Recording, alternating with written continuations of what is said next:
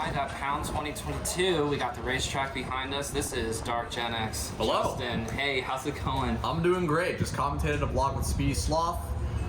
Just been chilling, was playing the VIP room. I warmed up Frostbite, and he just beat Maples 3-0 because of that. Wow. So that was Awesome. pretty cool. That was really cool. Besides, I've just been mingling. I had to sign a jacket. H-Box came up to me and said congrats at Summit, even though the voting's not done yet. So I've been having a great time. This is my first major of like 2021. I went to the function, or not the function, the nightclub VIP event, which I helped run. Yes. And don't look at the camera, you. Oh, either or. Sure. Yeah. But yeah, I went to the nightclub VIP and ran that event. That was pretty cool, like hundreds of people. But this is my first like major since quarantine, so I'm having a blast. See, I was gonna ask you if you were at Genesis, because I sort of assumed like almost everybody made it to Genesis. I didn't have the work days off. Right, that's tough. But at least Riley was out there, and Yeah. that was a cool doubles run. Absolutely. Yeah. And with Aura, got I think 5th. I think so. So they did pretty well. Finishing top 8. Speaking of doubles, that was I was watching doubles last night all the way until the very end. It was just funny because I was sitting next to IBDW for 20 minutes while he's like super upset about how late doubles is going, and I feel bad because I wish that doubles could be slightly more popular, but it's not. It ends up being a one-day bracket, and it's really tough. Yeah, it's definitely hard to like balance both like the time-wise because you're having multiple events. Yes. 3-day schedule, a lot of players, the events.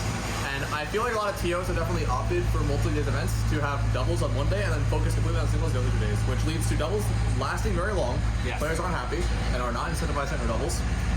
The streams are really late, so people don't watch. Yeah. And I don't know, I think doubles as a format is really underappreciated. But I don't know what we can do really. There was a double circuit for Genesis Red. It was called I think it was called the Fuse Circuit. A few years back, 2018, and there was like a double circuit and a specific event specifically for doubles called Genesis Red. Oh, it was really cool, and they never did it again. Oh, that's unfortunate.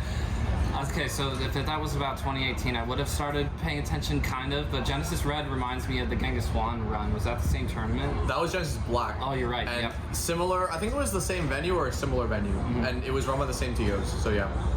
So, we have to talk about your Summit run. As Sure. of right now, you're making a bid for Smash Summit 13. I am. Coming out with premium skits, quality content, and you're putting together all the votes that you need to make it in on the first round here that's coming up. That is indeed what I do. Are the top 2 players being voted in on Wednesday or Friday? So the top 2 players are being voted in on Monday, actually. Already? Yeah, Okay. so currently we're recording this as of Saturday.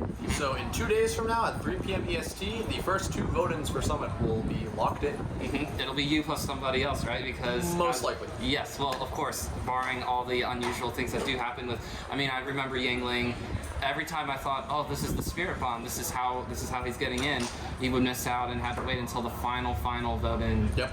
To actually get into Summit 11. But for you, I feel because you have a really great support system, it's not just the fact that you're I would describe Yingling as a TO who most of the community wouldn't have known before going viral with all the memes, all being the fish from SpongeBob, all that fun stuff. That was, I mean, super cool. A different fish now. A different fish for you, but I think that because you come at it from all the angles, you're a great player, you're a great TO, you're a great content creator, I feel like that's almost helped you just to get off to even faster start. So I've talked about this. First of all, thank you.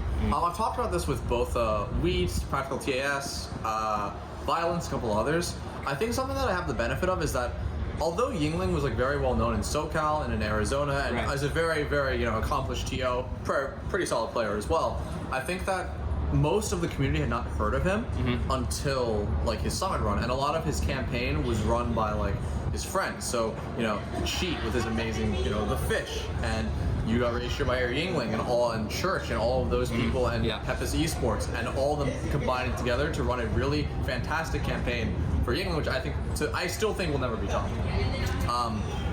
That being said, my campaign is a little bit different in that, first of all, at least alongside the people who are like in the scene, like obviously casuals are not gonna know who I am. They don't know anyone besides like Mango, top 10-ish players. I have like the benefit of that a decent amount of people who are in the of the Melee scene have at least heard of me or know something I've done. So I've made a lot of viral Smash memes, I've TO'd events, I edit for Magi, I have entered events and have results to some degree, and I have like made a name for myself in advance. And additionally, I'm also like myself putting out a bunch of skits. I'm putting out the skits every single day for the last like 6 days. I'm literally, after this is done, I have a skit on my phone. I'm just gonna upload it immediately. That's my timing for that. That's awesome. I have a skit tomorrow, which one of my friends is making. He's a professional. Shouts to Geronimo Films. He's a professional, like graphic designer as well as video editor. He's done stuff for a bunch of different things that I cannot actually say what he did for. I think I'm allowed to say he did at least one. He did an Imagine Dragons music video. Oh, that's really so cool. he's like really good. He's the guy who taught me editing. And so he's making a skit for me, like the most like effects intensive skit. Where by the time this is posted or people watch this, it's probably for sure. They'll have already seen it. Yeah, so it's gonna be a video where I transform into an Ice Comics costume, and it's gonna have like Sailor Moon effects and stuff like that, and it's gonna be like me reverse 3-0ing somebody using the Sailor Moon transformations. That's gonna be cool. That's super But cool. I think that a lot of, like, from what I've seen, because I also did an AMA on Reddit, a bunch of people said, like, well, for the most part, it was very positive. Like, in the England campaign, I saw a lot of, like, negative comments. And for what it's worth, I have seen my own fair share of negative comments, but it's not as bad, because I think that people see the field, and also people see, like, or know what I'm doing and are cool with it. They see the viral tweets, too. Yes, they see the viral tweets. There are people who know me from, like, Ultimate, or from, like, not Melee, who have seen the viral tweets I've made. Like, my most viral tweets, like, I think 30K likes, or, like 15 or 14K retweets or something like that. It's like, I am just trying to like +1 smash at the same time. So I think people just like understand that I'm doing this to also like provide light to my scene and show people like NYC Melee, because all those casuals who don't know anything about the scene, I'm gonna show up. They'll be like, "Who is DarkGenex?" I'm like, "Hello, I'm DarkGenex. I help run amazing events for New York City. You should all check them out." And I think that I will be able to get more view and vision on those events and also on some of the players. It's no secret that I definitely got a lot of my votes from helping with purchasing VIP passes from people and or for people. And in the past, so Logan's campaign for Summit 11 involved purchasing a bunch of VIP passes from people who already bought them. My strategy was getting all my NJ friends, or a bunch of NJ friends, not all NJ, but a lot of my friends from NJ, a lot of up-and-coming players, including, spoiler, B-Bats is going to be there, Swooper is going to be there, Slug, he's not Jersey, one of my close friends, he's going to be there, and I helped them with getting, very close, and helped with getting all their passes as well as like getting the votes for them. So not only do I get votes, they get practice and they get exposure, and I get exposure and our events get exposure. So it's like helping everyone together. But it's also not like the most like, it's not a completely selfless venture, like very much so. I would like to, you know, I guess make a larger stamp as a person/figure in the community, as well as, you know, get more views on my videos. Because a lot of the time my videos will go viral because a top player reviews them. Yes. I want people who like, I post a meme and people are like, "Oh, it's a DarkGenex meme." It's like what 24K's been doing.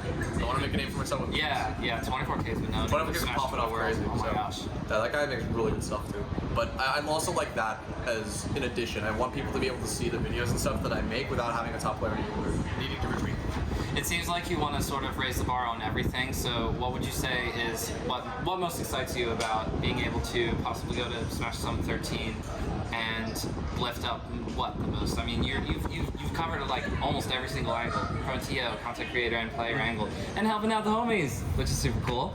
But like, what's the most exciting to you? If you would want to be selfish, or if I want to be selfish, what I'm looking forward to the most, even if I don't, let's say, just whatever reason, I don't get into Summit. I get a week in California with some of my closest friends, some of them which have never been to California or West Coast before. I get to hang out in Summit with like a bunch of my boys, some of my day oneers who like people don't know. One of my really close friends from Smash, his name is Alex. He's a scalper for a living. His tag is Tehop, and he changed it on his Fashion G to late troll face problem. He's really a big memer. He's considering buying a silver chain that has the troll face on it for like $500 just to die. So he's a really big memer. Or Stunt Beast, who's one of my friends from Ocean County, NJ. And most people don't know who he is. They are coming as well. Awesome. They're also like Melee players too, but like not as like prominent as like a B-Bats or a Swooper, right, etc. And I think the one thing I'm looking forward to the most is just being able to hang out with them for, you know, a week in California and go to round 1. And I know that Pudgy Panda's going. He's going to go to Gold's Gym with a bunch of people and, you know, do workouts and stuff. And I think I'm looking forward to that the most. Just being able to, you know, chill, smash some with some of my closest friends, because it's an experience that I've really enjoyed. It's not that it's lost the magic or anything to me, because it's always a blast when it's Smash Summit, but it's definitely like, I've been so many times that it's not as like shiny and pristine, the whole experience as it has been in the past. But now I get to go with a lot of my friends, and I think it'll be a shiny, pristine experience, even if for whatever reason I don't make it as a player.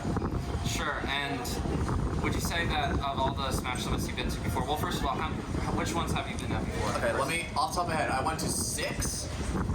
I went to 7. That's the superhero one. The anime one was 6. I went to that. Superhero one 7. I went to 9. I went to. That was the Valentine's Day one. Yes. Yeah. And then the last 2, 11 and 12. I went to. So I've been at 5.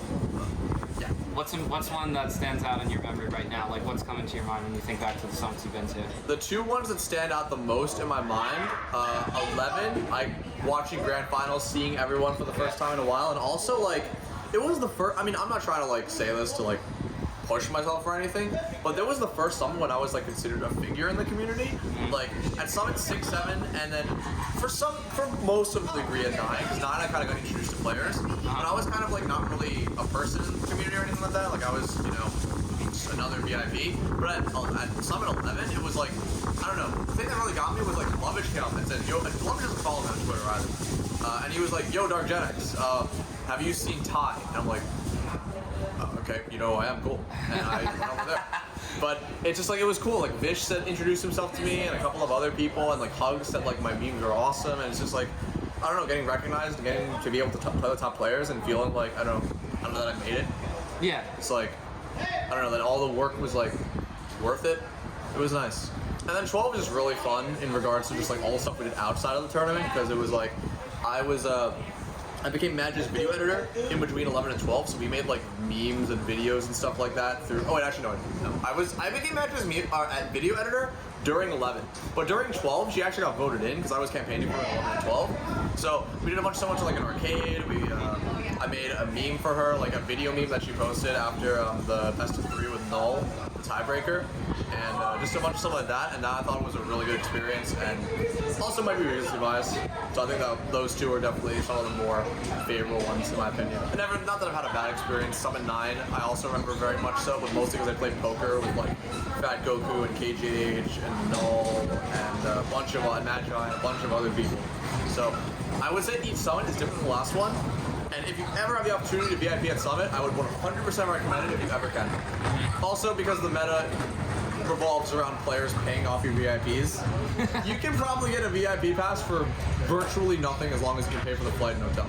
So I would very highly recommend to anyone who's ever even considered like going to Summit, go to Summit. That's so cool that you have the experience. So it's not like this is the first time you're going to be able to go and then you sort of have to take everything in. Not that it's going to be old hat, but like going as a competitor, you're going to know what to expect in a lot of different ways. Yes, absolutely. It's going to be, well, I mean, obviously it's different as a competitor than as a player, but yeah. I've been in the Summit House multiple times. I have played in the Summit Room before. Not VIP back or anything like that, but I was like helping people warming up there. Right. So I know what it's like being in that room. And I've also had like a lot of experience playing Melee on like the big stage and just in general, like playing on stream at majors or making upsets at majors or whatnot. I have a solid amount of like general wins in total. Like it's not. The thing is like, not that I think I'm like very marginally better than you in regards to play, but it's like I definitely have experience like making those big upsets. Like I've beaten people on the lines of like Sumpy and Crudo and like 4-4 Prey and like these kids and stuff like that. And it's like I definitely know what it takes to be able to win a set if needed. And I think that I think people are gonna very much underestimate me. And don't get me wrong, the odds of me like taking a set are astronomically low, unless someone who is not as good as me makes it in as a dark horse, which from the grapevine I heard could happen. But regardless, like I think I will be able to provide more of an impact on the bracket than people think. And I'll do my best. Like honestly, like I could go 0-4 or 0-6 or whatever, not taking a game. I was trying to get close. And I think that if there's going to be other brackets other than the singles bracket, which usually there's some kind of extra format that they do. Yep. I really enjoyed for Summit 12, like the Ginger, like on Pipsqueak thing. The real bullshit, yeah. So actually, fun thing about that, very, very, very just minor thing. I was told by both Pipsqueak and Magi that because Pipsqueak was on there. Pipsqueak was trying to find me instead of Greg Turbo to be the surrogate player. Because one of the things on the Wheel of Bullshit was find a non-top 100 player to play the set for you. And couldn't find me because I was in the bathroom. Oh, that's like the worst time. And then also Magi told me that if she got a picture with me. So I wouldn't be the best either way there. Well, there you go. We would have played in the bracket. But regardless, I think all those like side events, extra brackets, and I'm looking forward to them as well. I think they're always really fun. I personally like a lot of Melee's like fun or wacky modes. I play a lot of Giant Melee. I have a personalized rollback code made to play Giant Melee. Wait a minute, you versus Acidics at Alston Melee Vendor. Yes, we played I a remember Giant that Melee set now. Yes. Very, very fun set. Oh my gosh. Yeah, actually, one fun fact about that set, very fun fact, that was staged. No. So we played here's what happened. Okay. We played for 4 hours and took the 9 best games of our session and stitched them together. That's exploding my brain right now because I remember thinking, wow, this is insane. It's like last game. Yeah, we just took the 9 best games and stitched it together. It's Giant Melee, so that's forgivable. That's forgivable. But I do have a lot of fun with Giant Melee. I also just have a lot of fun with the other weird modes. Silly Melee is pretty fun to me. There was a meta there for a little while. Streamers would try to do very hard adventure mode. Very hard adventure mode. I've had fun with that. Did not ever do it, but it was very fun to do that. So whatever events they end up running, I'd be down to play in them. I'm not like a elitist and would only play like normal versus mode, whatever. Like I'm completely down to play all the wacky game modes, and I think that if for whatever reason I'm able to play Giant Melee, I'll go beast mode. Also, Mikey told me this at Summit 12, and Aiden told me this at Summit, I think 9, that at the next Summit, they would have a Gigabowser exhibition, because I am arguably the best Gigabowser player in the world. I'm currently 4-0 on Kadoran in Gigabowser and versus other characters, including his own Marth. I've taken friendlies off like Cody, IBW, Toussaint. Oh, because no grabs for Gigabowser. You can't grab. Yeah, can't grab Gigabowser. Toussaint, I won a tournament in so Bender, the former, he's like not really TOing right now, but he used to be a prominent netplay TO. He ran a bracket and let me use Gigabowser in it just to see what would happen, and seeded me like 6th or something. I beat Faust, Majursk, FMB5K, and Tommy and won the tournament with Gigabowser. So I think that I have a pretty strong argument for being the best Gigabowser player in the world. And if they actually let me do the Gigabowser exhibition, I will definitely take some names. I promise you that. It would be almost like a ladder sort of a thing. Let's start with not to be mean to the lowest seeded player, but let's start with the lowest seeded player. DarkGenex beats the lowest seeded player, up to the top seed. Give me whoever. Except for, I think Lod will destroy me because Peach shits on Gigabowser really badly. I think it's worse than Puff. It's really bad. I think Puff is hard too, but I think Gigabowser can do it versus Puff. I think Peach is impossible. That's the only matchup I think is really, really hard. And I know there's the famous music video where it's like, you can side B into rest and get guaranteed aerial into rest over and over. But it's like, I light shield your side B, up B you add a shield, what do you do? Right. I can also chain grab Puff. If I use Gigabowser's boost grab and down throw, I get a chain grab on Puff. And no one knows this. So I'm sure that in like 2 weeks when I chain grab Hungry Box or whatever on the Summit stream and the commentators flip out, you'll be like, I knew this was gonna happen. I was there. That's so cool. Now I obviously want the Gigabowser bracket to happen. Oh my God. Tell the cheat. Yes, at the cheat, the cheat.com on Twitter. There you go. I'll remind him. I wanted to hear about New York City Melee. Sure. It's been a revival in the past, I'd say, 6 or so months? Roughly, yes. And it's in large part due to Ryobeat, to you. Who else is like a behind-the-scenes hero? Because I know that Ryobeat just like goes to town and yells out to the world, New York City Melee's back, and it's really, really cool. I always love the idea of New York City having a big Melee scene, but it takes so much work. Yes. So, a couple of other people, I mean, Ryobeat obviously is literally does almost everything. He's like the person who does so many different roles and opportunities, and he's the backbone.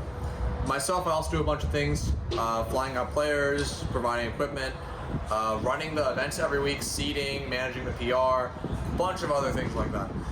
But it's like primarily us doing the TO jobs. The other, if I were to pick one third person, and I'll go into more on this after, but Brando, he did a rap. NYC Brando, yeah. NYC Brando, the rap. Go. He runs the stream every week. He's there immediately at the beginning of the day, runs the stream from dawn to dusk, and he is like without him the stream doesn't run. I think that he is like the one person that comes to mind as like, this guy is like the most underappreciated and underlooked at player in NYC Melee, and no one knows. Handful of other people who do a lot of stuff for NYC Melee, not just us. Red Squirrel made our overlays. He's done a great job with the overlays. Technically is not like part of NYC Melee, but he's commissioned. Ben Dahl made all of the NYC nightclub, the branding. So the merch? all the merch and all the branding and such. So would definitely give a lot of shout outs to him. And every time we commission, we go straight to him. We're like, yo, we got a graphic idea. You put it to life, and he does a fantastic job every single time. Other people, I mentioned those two, Uncle Punch, the Uncle Punch, and Fizzy. Both of them have made codes and or continue to make codes. Both of them live in New York, actually. Oh, that's cool. So yeah, Uncle Punch is in Staten Island and comes to the nightclub every so often. And Fizzy, I think, is in Manhattan somewhere. But both of them have made codes for us and provide our code base so we can continue running events and make them run pretty well. So those are all people. Willie P, he runs the Next Club, which is an amateur bracket every Sunday. I think every 2 Sundays. That's made for like 2 and 2ers and 3 and 2ers in the New York City and surrounding tri-state areas, and you can win free venue to an event, your local event basically, by entering. And it's just like because we don't have the space or time for an amateur bracket, so we just have that online, and it's called the Nightclub. So those are the people who I think like at Nightclub are the people that really like shout out. And also everyone who comes through. Vino does commentary. A lot of other players like Lou and Kibbles and Fast, they come and help set up, they do commentary and things like that. It's like a huge team operation, and without the volunteer work and the help. Oh, Nihila.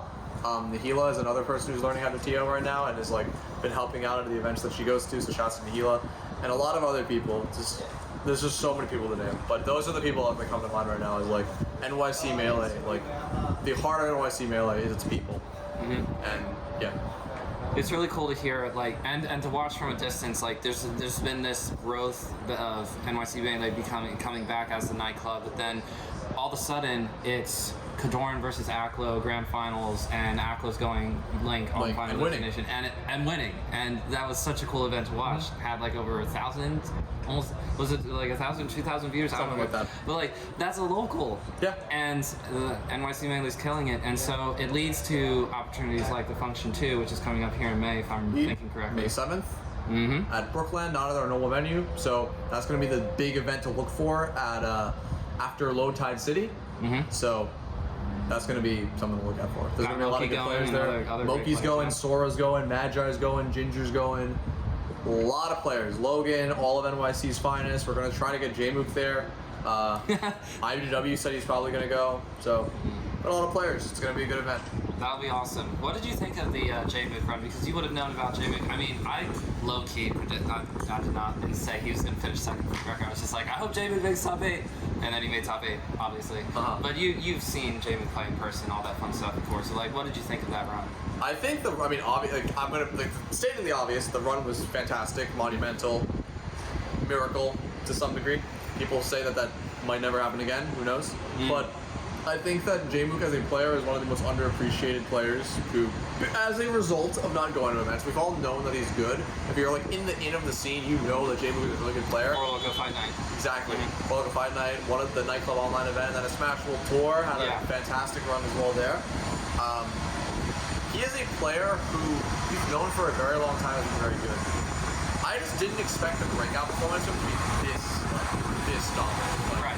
I didn't expect him to make top 8 either. I thought he would get like 9, 13, make a very strong run. Yeah. But getting top 8, and then getting top 5, and then top 3, and then beating IBW 3-0 and losers twice on FD. It's like, I don't think anyone predicted that. And it's like, it was amazing to watch. And I think that a lot of people said, I saw Tappa talk about this, a lot of people said that this is like the real like show that Melee is in a completely new age. Some of the finest players in the world are like the younger ones. There's no 5 gods anymore, and it's like anyone can get really good. Zane proved it. I think that J-Mook has also proved that it's not just Zane being really good. I think anyone can get really, really good at the game right now as a result of Slippy, as a result of net play, as a result of all the resources that people have on the bunch. I think that there is, in the next like 2 or 3 years, the average age of the top 50 player is going to decrease significantly, and I think that the J-Mook run is like very much representative of this. I also think J-Mook is going to do really well at Summit as well. I think that he's going to make a name for himself as well there for the people who don't already know him. So. And hopefully there'll get to be some content, some skits that hopefully involve the two of you, assuming that all gets to that point. Yeah. It would just be, yeah, I know about J-Mook. I know about J-Mook. I don't know. There's We'll see. all kinds of ideas. What would be a fun skit idea that you can think of off the top of your head, or maybe a premeditated one that you've already thought about? I should really talk to the BTS team about doing this kind of skit. I wish I could talk to the BTS team about like doing that kind of stuff. I would pitch so many skits to them in general. If I actually had a question of AMA asking if I had infinite budget, what I would do with skits. Okay. And there were a couple of them that I had in mind that I don't think I'll ask BTS to do. One of them was like buying a Times Square billboard and posing in front of it. One of them was like dressing up like Batman and saying like pausing with your friendlies and then punching someone in the face. My favorite ones were, you know, Twitch plays Pokemon. No, I don't know. Okay, Twitch plays Pokemon. Basically, Twitch chat controls the emulator's actions. Okay, yeah. I attach a camera to my head, and for one day, Twitch controls my actions in the Summit House and tells me what to do. Who do I talk to? Talk to Hungrybox, play Hungrybox, pick character, eat X food for one whole day. That'd be a fun one. But I think a lot of those are pretty unfeasible and not really in the lines of like, those aren't like pre-recorded like skits. Yes. And Twitch is mean. Twitch is also very mean, and they would probably make me like shit myself in front of Hungrybox and then like smack my head into a TV or something. And Right. that would be probably pretty brutal. We don't want that. So, Throw CRT out of the window. yeah. Not premeditated though. In regards to any sort of skit, I honestly, I've used a lot of my creative juice on the skits that I've put out myself. I've got a couple more coming. Of course. But I think that if I were to do anything, I think there would be a funny skit in regards to the fact that, like, I have not most, but a lot of people from my state are at the BTS house to the point where we outnumber the staff probably. So I think a funny skit would involve like the overthrow of Summit and like us just taking over and making it like New Jersey Summit or something like that. And just running like NJ Summit as an NJ Invitational, and like all the BTS staff is like pretend obviously like tied up or something like that and trying to get out of like the production room, and we're just like controlling everything ourselves. I think that'd be pretty funny as a skit. It'd be like sort of along the lines of the Yingling Factor skit, where it's like, wait, what is happening? Yeah. Why are there so many? Where the New Jersey? Yeah, that'd Exactly. be funny. I think there's a lot of opportunity. Like there's a lot of material though. You can talk about like my past with like Roblox. You can talk about my past with.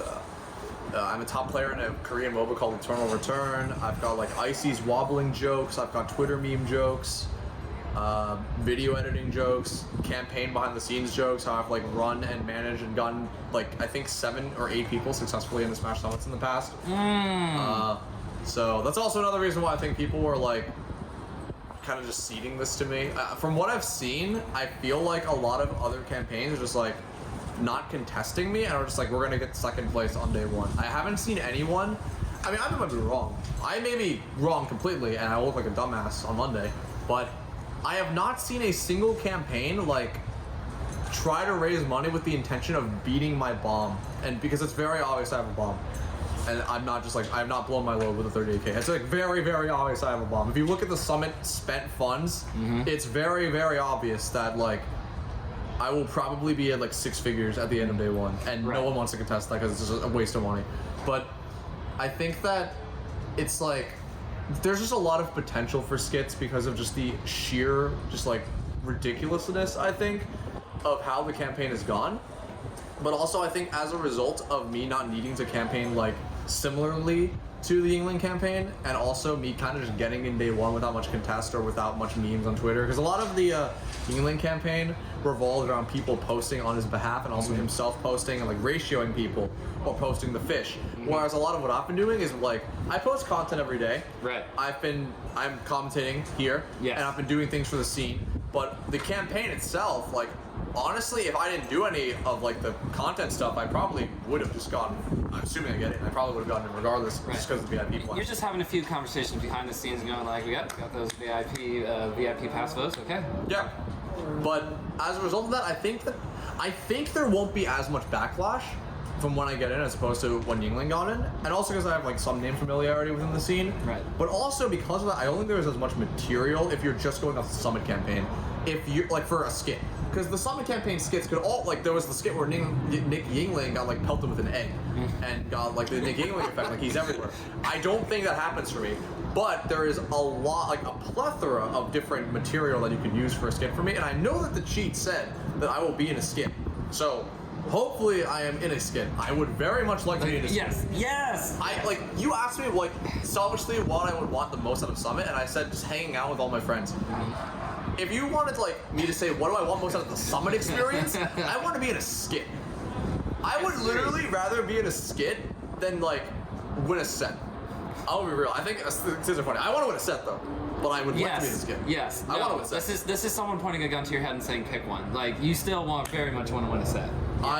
Yeah. But Hugs86 will make a video 5 years from now ranking the best skits, and yours being top 5. DarkGenex use it Genex Bezos as a skit where I use all the Robux to buy out the entire Summit, right? If that ends up, I have to pick between Genex Bezos and me beating I don't know. I beat Mech 3-2 Game 5 last year because the SDs. You know what I'm picking. Oh, that would be so sad. You're supposed to be happy, but you're also not supposed to pop off super hard because it's an SD. And also for the entirety of time, people will say DarkGenex only won a set because of an SD. Oh, that would suck. Or Genex Bezos makes a beast skit, goes down for Summit history, and never has to deal with any of that criticism ever again. Mm-hmm. And just goes back to helping the NYC Melee scene get even more. Function 4, Function 5 will be Bonafide Superman, hopefully. Function 3, not really a leak, it's very obvious. It's in the works. We have some plans. Mm-hmm, sure. 2023 plans or? 2022 plans. 2022 plans. And it's going to be bigger and better than Function 2. Not to say that Function 2 is bad. This is why you got to follow at NYC Melee, because you'll see all the cool things about Function 2, and then down the line, when you're all hyped up on NYC Melee, you get Function to see 3 and nightclub VIPs and all sorts of stuff, and an Arcadian that we want to run, and Tri-State Invitational, and a lot of stuff. We got a lot of plans. We got a lot of planning. And hopefully we can make it all come to fruition. And what's amazing about that, I think it's a happy accident. You got New York City players, you got Jersey players, you got PA players, and MDVA players willing to come up. You got New England willing to go. You get Slocks coming down. Yeah, Slocks comes to nightclub every week in Connecticut.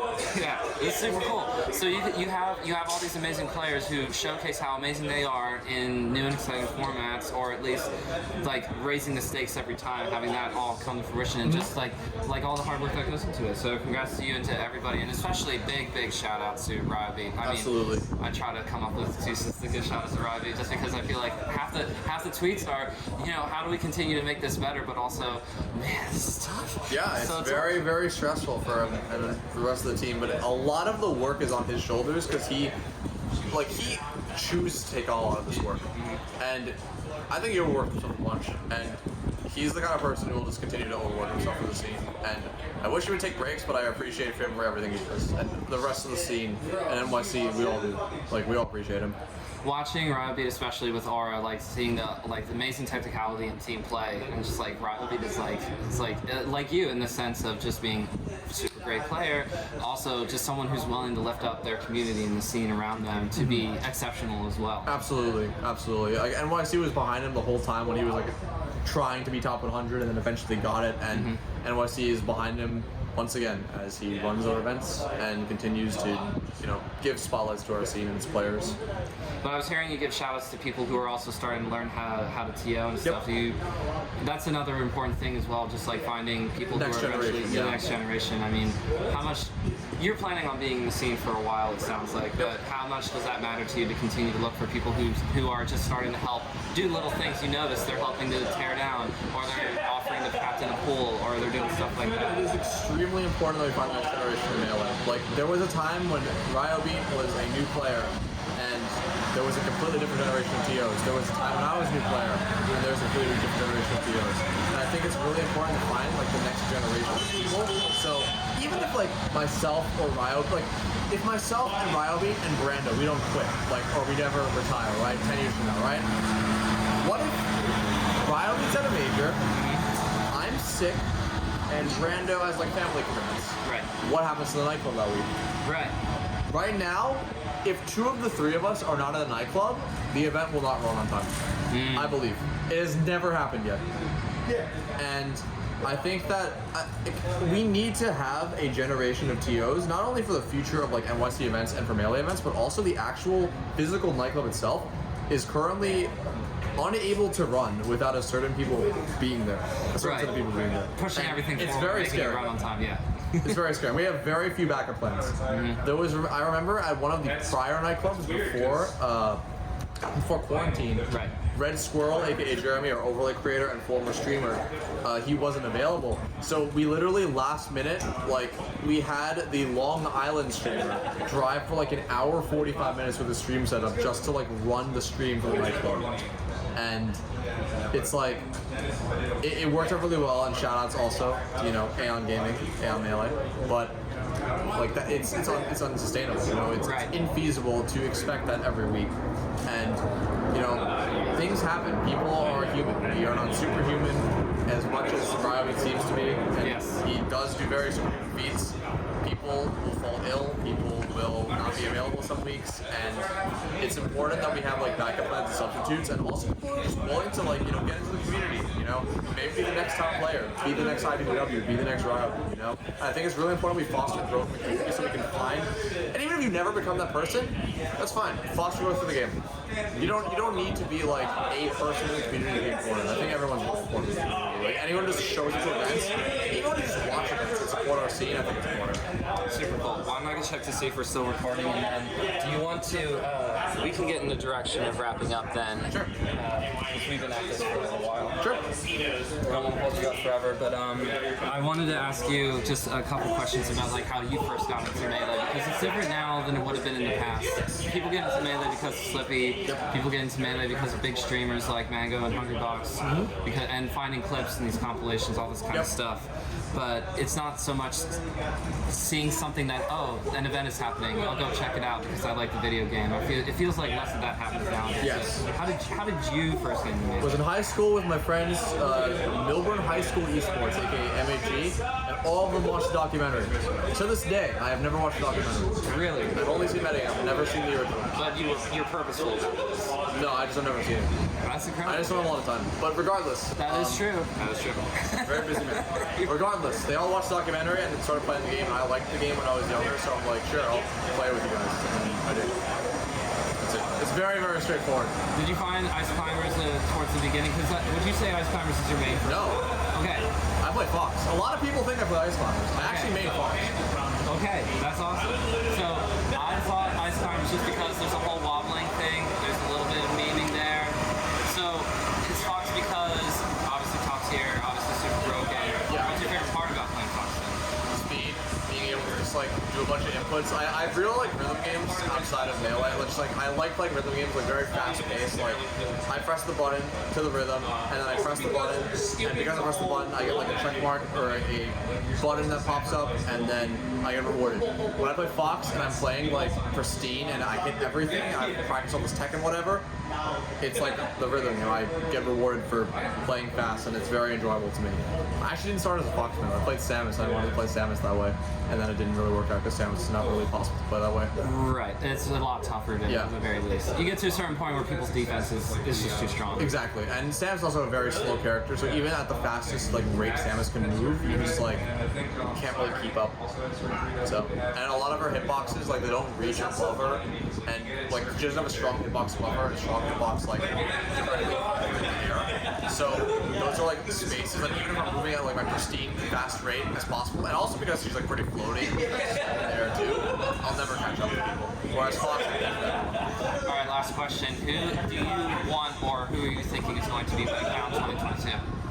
ooh, okay. I think Zane's gonna win Pound 22. Very strong contender. He had a very good Genesis. Overall, just looks like the best player in the world right now. Who do I want to win Genesis? Who do I want to win Pound? Anyone that is not Zane. I want to see a storyline where there is not like one defined number one. I want to see a storyline where it's like there is fighting for the top. It's like, I think that during the era when Hungrybox was the defined number one, people would root against Hungrybox because it was Hungrybox. Right. And it's good to have a player like that, don't get me wrong. I like having a player like Zane who, you know, if someone takes you in a game off him, it's like, whoa, that's crazy. And Zane has currently cemented himself in that position. But I think that having a player who can win tournaments and make it so, like, a player who can challenge Zane, I think that is really good as a storyline for the scene. Because you get to grand finals and the casual viewer says, okay, this guy versus Zane, or the casual viewer says, it's Mango versus Zane. It's IBW versus Zane. Who's going to take it as opposed to Zane's going to win. And there's an insurmountable amount of play. So that's what I would say.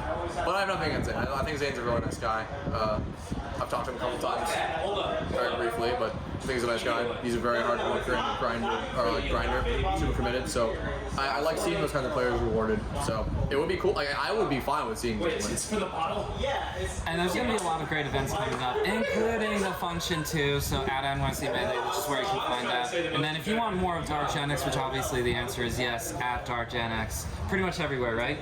Yeah, at DarkGenex is like everywhere. The only place I'm not at DarkGenex is on Reddit, where I'm DarkGenex Sucks, and on Epic Games Launcher, where I'm also DarkGenex Sucks. And I named myself that because the user DarkGenex who sniped my name sucks.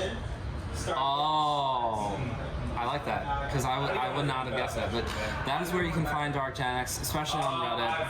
To the person who's holding that original account captive, thank you so much for joining me. Thank you so much for having me on. Yes, really appreciate the time. Hope that you enjoy the rest of Pound, and good luck with your campaign. Same to you. Thank you so much, and I will do my best. If I get on, I will absolutely shout out this podcast. That's very kind of you. Yes, Bottom and Smash Mountain. Bottom Smash Mountain. Yes, we're on all the podcast platforms and on YouTube. So, yes, appreciate it. Thank you. Anytime. Alrighty, we're all set. This was fun. Thank you for having me on. Absolutely. Thank you.